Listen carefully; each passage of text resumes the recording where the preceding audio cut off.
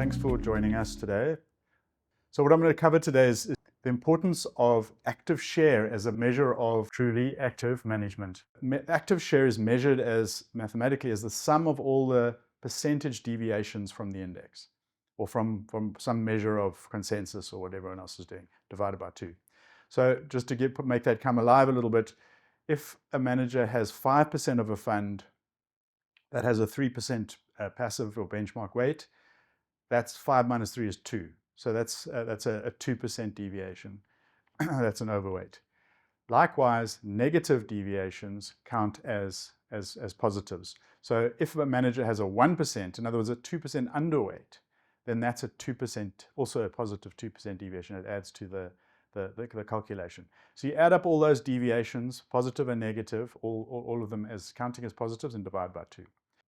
Okay, then for illustration then, let's take a passive fund, a pure passive fund where there are no deviations from the benchmark. Clearly with 0 deviations across the board, that's a 0% active share. That's an easy one. Now, if you had just a 10% overweight position in the banks in your portfolio, and therefore consequently a 10% underweight in everything else, 10 plus 10 is 20, divided by 2 is 10. So that's a 10% active share. Easy. Another easy one is if you had 0% in Naspers and Prosus, which in our benchmarks is capped at 12%, then you would have a 12% active share. So 12% deviation from 0% of Naspers and Prosus, and then 12% more of everything else. That's 12 plus 12 divided by 2 is 12. So that's just setting the scene of the mathematical background to active share.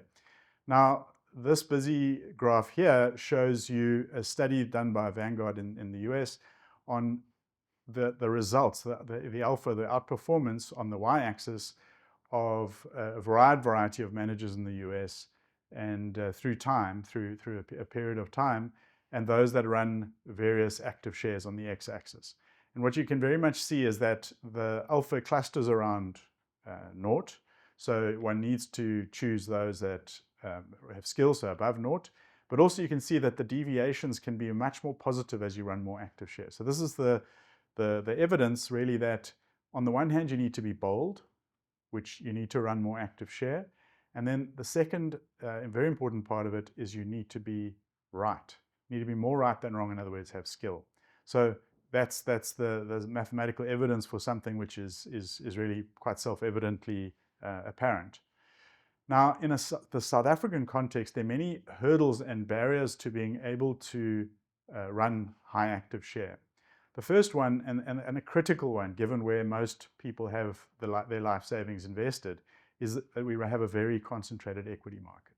So this picture here just shows you the JSE broken up by value, and it looks more complicated than it is. Here, what we're talking about is the x-axis is the first 5 companies, it's the number of companies, then the next 5, then the next 5, all the way up to 50 companies, and how much on the y-axis of the market value do they make up. And you can very, very clearly see it's a very steep drop-off as one gets a larger number of shares. So to put that into numbers, the first 5 stocks alone, and this is with Naspers and Prosus capped at 12, make up a third of the market. That's a staggering concentration. The first 5 companies make up 1/3 of our market value. Add the next 5 and you've got to almost half of the market. So the first 10 make up almost half the market. That's 10 stocks of half the market. You take the top 20, that's 2/3, and then it drops off precipitously. The top 50 shares in our market make up 90%. But you can see how little obviously it's 1/3 from sort of 21 to 50. Now, the rest of the market, the rest of those stocks make up only 10% of our market value. Now, this is problem number 1 because large managers, when you have a large asset base of SA equities, you have to hold, mathematically, you have to hold the bulk of your portfolio in the top 25 shares. So, because that's where the market value is. Now, that has 2 problems for where the bulk of our market is invested. It forces your active share lower, firstly, because you have fewer choices and your big benchmark stocks need to be a large portion of your portfolio. But then the other consequence of it is that for those that do try and be more active, it materially raises their concentration risk. So what I mean by that is you need to take, to get to a reasonable active share position, reasonable deviation from passive, you have to take very large positions, very large active positions in a small number of stocks, and that's concentration risk, which reduces diversification, which is one of those bits of magic in portfolio management to reduce risk is diversification. So you have a reduced diversification. So a real inability to deliver high risk adjusted returns. The second consequence is almost the mirror image of that, is what they're forced into is the large stocks. What they're unable to invest in is the medium and smaller stocks. So large managers cannot create active share with mid caps. And to put that into numbers, let's do a thought exercise here. So, and looking at if a large manager, and then many of our large managers have this feature, 300 billion Rand in SA equities. Now they have 600 billion or around that plus in total assets, but of that, SA equities make up roughly half. If a manager like that with firm-wide assets of 300 billion owned 100% of the following companies, how much would that be in their portfolio? So famous brands are South African champion of quick service restaurants, which owns Steers and Wimpy and Debonair's and others. If you own the whole of famous brands as a large manager, this is just one large manager, you'd own 2.1% of your portfolio in famous brands. Now, clearly that's physically impossible. You can't own 100% of a listed company. You'd have a much smaller position. If you own the whole of Datatech, an international IT distribution business, you'd have 3% of your portfolio, 3.3%. PPC, South Africa's largest cement producer, you'd own only 2.6% of your portfolio. One manager if you own the entire PPC. That's a very tiny amount. Brait, which owns Virgin Active and has we think quite strong prospects, you'd own 2.9%. Omnia, a leading explosives and fertilizer business, you'd own 3.8%. And then Cura, the private school business, you own the whole of Cura, it wouldn't even make 1% in your portfolios. Now, clearly, if one manager owned these companies, the whole company, you're still not getting to a meaningful position in their portfolio. And there are a lot more than one manager who have assets of this size. So clearly, these sort of companies cannot be invested in. But practically, that one manager, if they were to like these, what sort of position would they be able to take? I'd argue much less than a quarter of these companies is practically possible. So you're looking at dividing those portfolio weights by at least 4, probably more like 10% of those. And if you do that sum, you'll see that they're almost inconsequential. I mean, Cura, you'd go down to sort of 0.1% of your portfolio is realistically possible, 0.1, 0.2%. That's never going to move the needle if that's a good investment idea. So as a consequence of this concentration and an inability to invest materially in your portfolio in mid-cap and small-cap shares, large managers, and because they need to manage their risk, business risk, they migrate down the active share curve as they grow.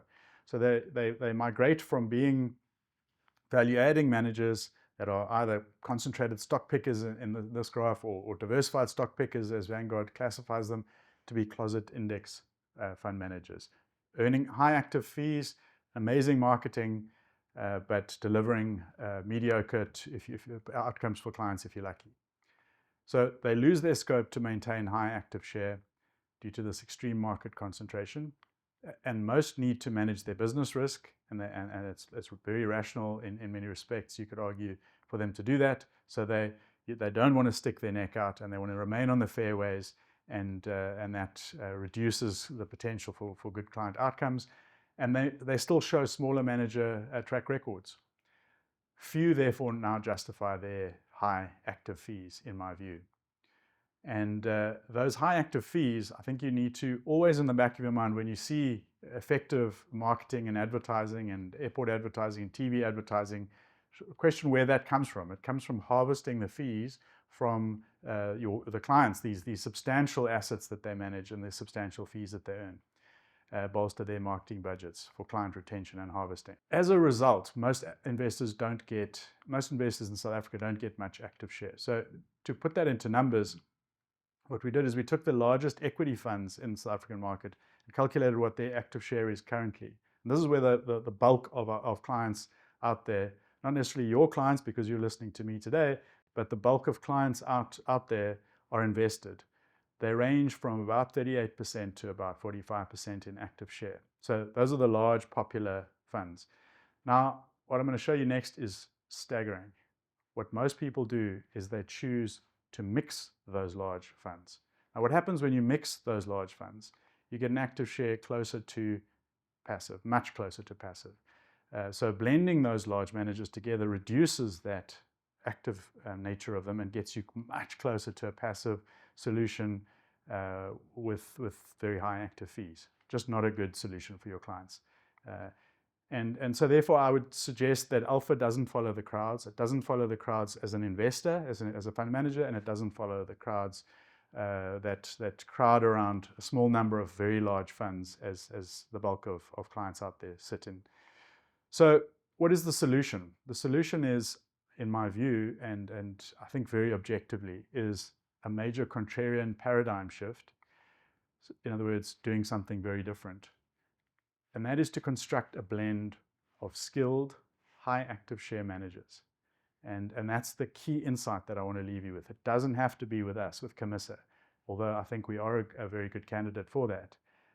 It's choosing managers who are truly active and who have skill and blending those together. Think about the implications of the firm size, of asset management firm size for client outcomes. The outcome quality screams down as their marketing budgets ratchet up. Think of the power of those big brands that they have over you and your clients, especially your clients. It's an enormous advantage for your clients to want to invest in those large brands that they walk past at the airport. Think about fees differently. Focus on alpha netto fees. Embrace active manager fees. If that's what you're truly getting is active performance. Welcome performance fees, where the manager is very much aligned with client outcomes. They get nothing if they don't deliver, and get something more if they do deliver very well for your clients. Very much an aligned solution. And perhaps reduce, if your clients are really worried about your total fee that they're paying, reduce that fee with introduction of passives into the blend. It gets you a better outcome to do that than to blend low active share managers together. So it's not the easy route, but in my strong and objective view, it's the right one. Thank you very much for your attention.